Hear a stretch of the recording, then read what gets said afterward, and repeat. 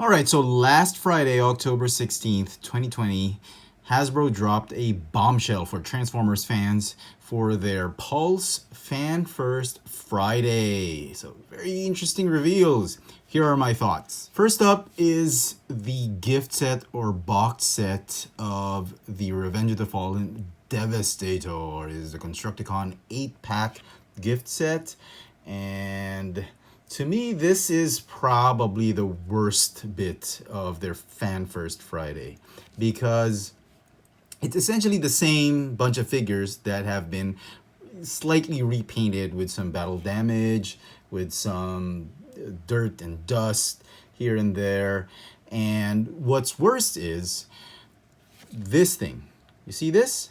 It is number 69. And to me, that's just stupid. I'm sorry. It's like you are forcing the completists, the hardcore collectors of the Studio Series, to purchase the same figures because it's numbered. I'm too heavily invested in the Studio Series to break a numbered figure and not get it. And it sucks because I love the Studio Series. I like it 100%. Some of the figures were not too great for me, but in the entirety of the series, I think was a great big step for Hasbro in terms of the Movieverse Transformers. Now they do something like this. Number 69, I mean, they should have just done this as an unnumbered set. Make it like an exclusive. I don't care if they make it a Walmart exclusive or a Target exclusive or an Amazon or a Pulse exclusive. Don't put a number on it because, if you don't buy it and you're trying to complete the series, you're going to miss out on one number. And it's just these slightly shady tactics that Hasbro's trying to do just to milk their mold. And I honestly do not appreciate it. I'm still going to buy it, obviously, because I'm invested in the Studio Series, but it'll probably have to wait till next year because there's no rush, and I'm sure not a lot of people are going to get this. I don't think I'm in danger of running out of stocks for this particular set. Next up are the new 86 Transformers the movie figures for the Studio Series line, which is essentially, in my opinion, these are Generations figures.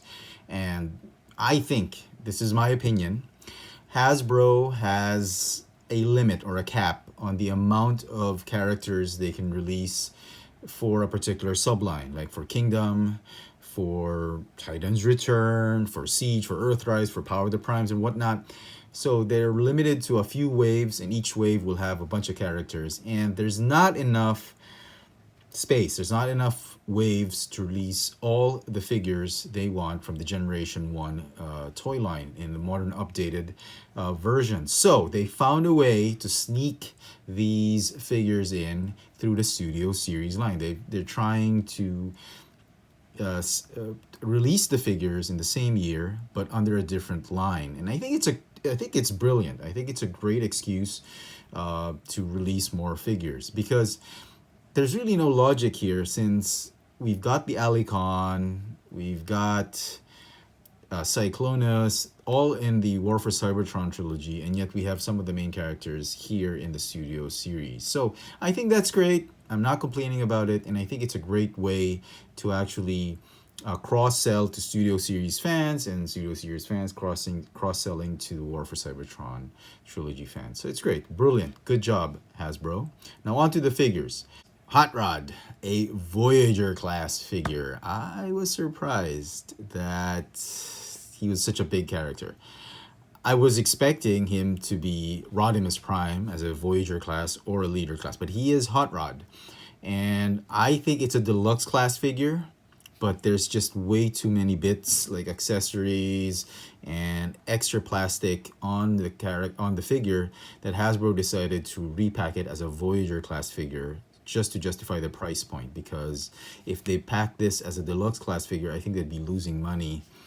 And as such, I think we are overpaying for a deluxe class figure, which kind of sucks. I mean, Hasbro's still doing this even in the Studio Series line, and I just wish they'd give us a break. I mean, the toys are already very expensive. They've increased the prices, and the least they can do is just price it appropriate.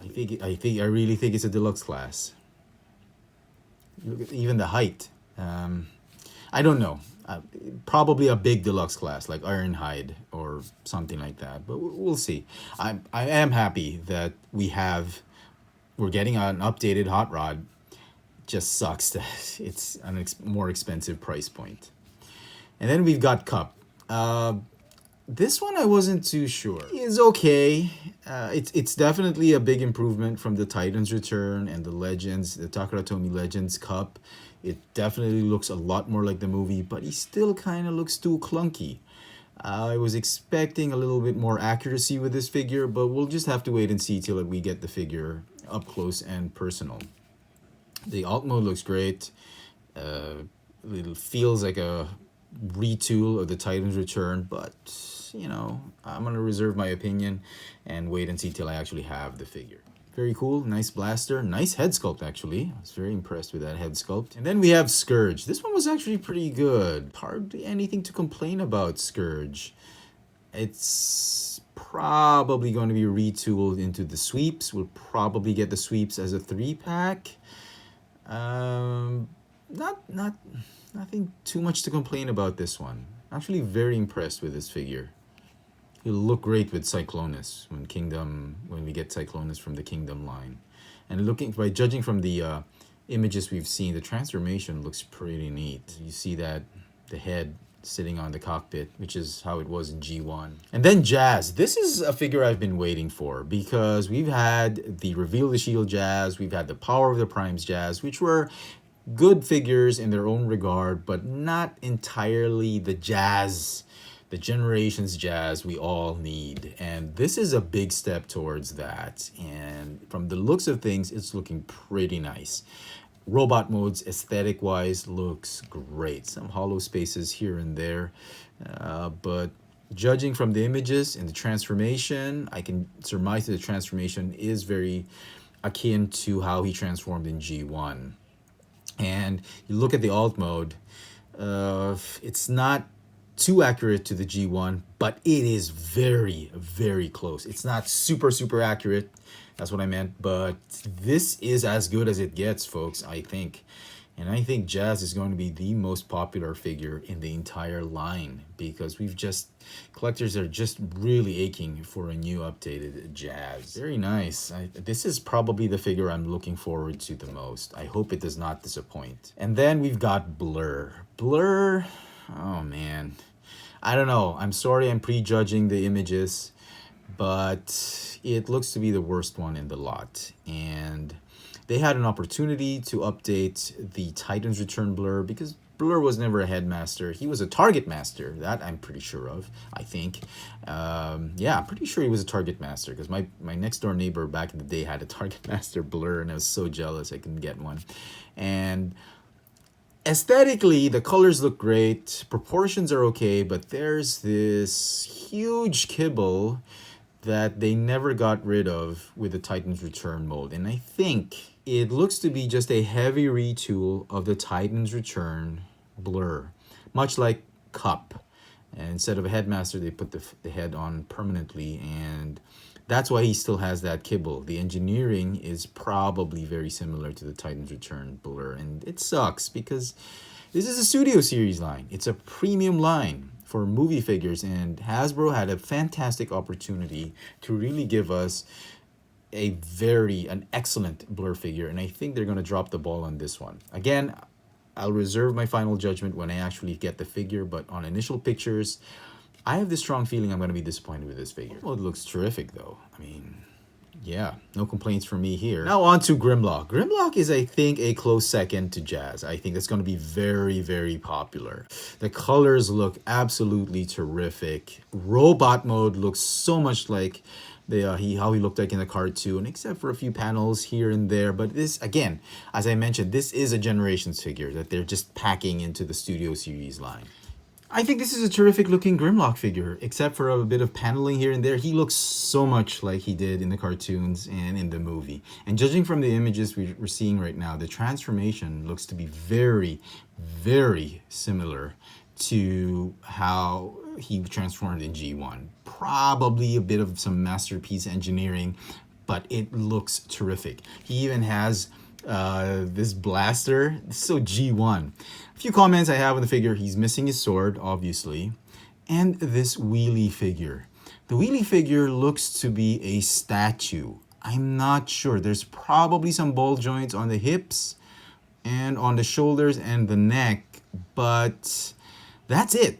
It does not transform. It is merely an accessory to this Grimlock figure, which kind of sucks because I already sold off my old Legends wheelie and hoping that we were going to get a better looking one.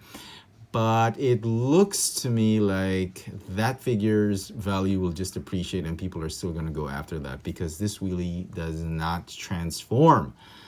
I don't really care too much about wheelies, so I don't know. I'm okay with it aesthetically, but Hasbro missed an opportunity here, in my opinion. They could have had a simple transforming wheelie. You could do a few panels here and there that fold into a car mode. You could make him sort of like a pseudo shelf former, but they missed an opportunity here, and it kind of sucks. Also, the 86 movie line from the Studio Series is its own subline and series, which is actually quite interesting. In essence, if I guess 86 will be kept blank for the entire Studio Series line, especially reserved for this subline, which is interesting. So if you don't really like all the characters, you can still complete the Studio Series line by just getting one of these figures and you'd still have number 86. I thought that was quite interesting. And if I do end up hating a lot of these figures or several of the figures, I can just sell them off and I'd still have number 86 on my shelf. Next up are the Galactic Odyssey Micromasters 6-pack, Target exclusive. Not too interested in this set though. I don't know why. I love the Micromasters, but the colors are too... they're so stark, gaudy. And I don't know. I'm really not digging these versions of the Micromasters. They're repaints, definitely. This one looks to be new. This one also looks new. Kind of looks new, but the rest are just repaints, I think. And given that they're Target exclusive, I'm not really interested in paying too much for these figures. I'll just probably wait for them to go on clearance. And then we've got the Titans Return Headmasters being repacked in G1 packaging. I thought this was very, very clever. And I've already sold off my Titans Return Headmasters and Target Masters. And if you notice, these are not the Hasbro versions. These are the Takara Tomy Legends versions of these Titans Return figures, and they are being repacked in Hasbro packaging in G1, and I thought this was brilliant.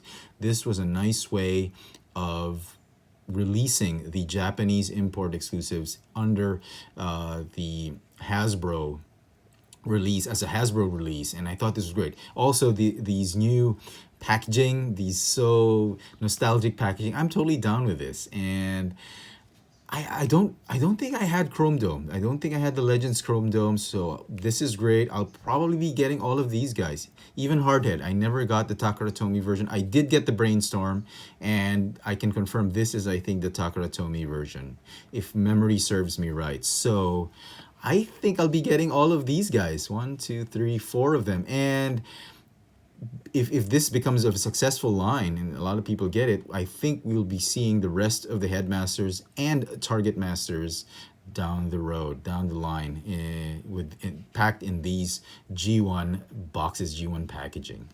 All right, and this is probably the worst news. I think, you know, the Devastator, I think, for me, was the worst news, but I think this last bit I'm going to show you guys are equally as worse, a little bit bittersweet, but I think they're just the news that really hit you in the gut.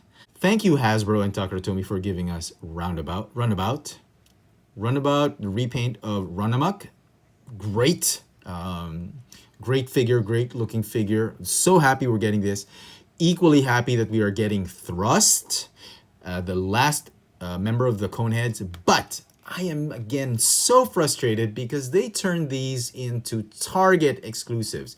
I knew it. You know, remember my video? I was talking about how store exclusives are bad for the collecting community. I had in the video, the Coneheads, Dirge and Ramjet, and I knew it.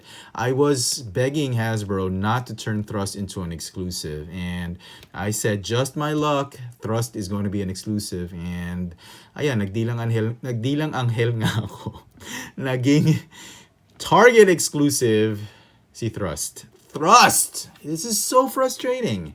And for countries that don't have Target stores, like here in Manila, who have tons of Transformers fans, I think this is a bad move on the part of Hasbro. You know what? This is again one of those figures that I'll have to do some insurance pre-order. I'll probably need to pre-order this through 3 different hobby shops just to be sure. Like what I did with Leadfoot. I pre-ordered those for 3 different hobby shops just to be sure that my pre-order doesn't get cut, because out here in Asia, it is common practice for the Hasbro regional office to cut pre-orders, especially figures are so much in demand, and a lot of the smaller hobby shops get their orders cut from, let's say, 50 boxes. They're just given like, what, 3 boxes, 4 boxes, some to the point they just get 1 box because of how in demand a figure is, which really, really sucks. It's a practice here in Asia, and there's really nothing you can do about it. It's economics, supply and demand, and all that. But this sucks. This is probably the worst news, together with the Devastator. And in all honesty, I'm very thrilled that Hasbro has revealed so many new stuff, but equally pissed off that there are a ton of exclusives. We've got a numbered Devastator pack.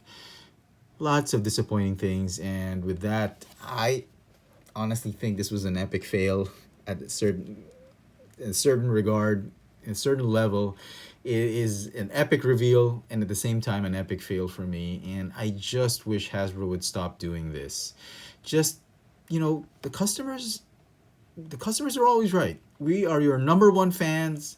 We've been very loyal since the classics line to you, and I just wish you'd stop alienating us, but stop doing these exclusives, these alienating measures for a lot of fans that don't necessarily have the luxury of getting store exclusives. So with that, I'd like to thank everybody for joining me in my rant and expressing my thoughts on the latest Hasbro reveals, Fan First Friday Transformers edition. Let me know in the comment section what you guys think. You guys disagree with me? You guys agree with me? I'm pretty sure there's going to be some mixed emotions with this video. Let me know in the comment section. And as always, hit that notification bell so you never miss out on any of my latest video reviews. If it's your first time here, please subscribe. If you want to help support this channel, help me make more videos, please check out my Patreon account. There's a link in the description box below. Any form of donation will be heavily appreciated, much appreciated, and it will go a long way in furthering this channel. All right, thanks for watching.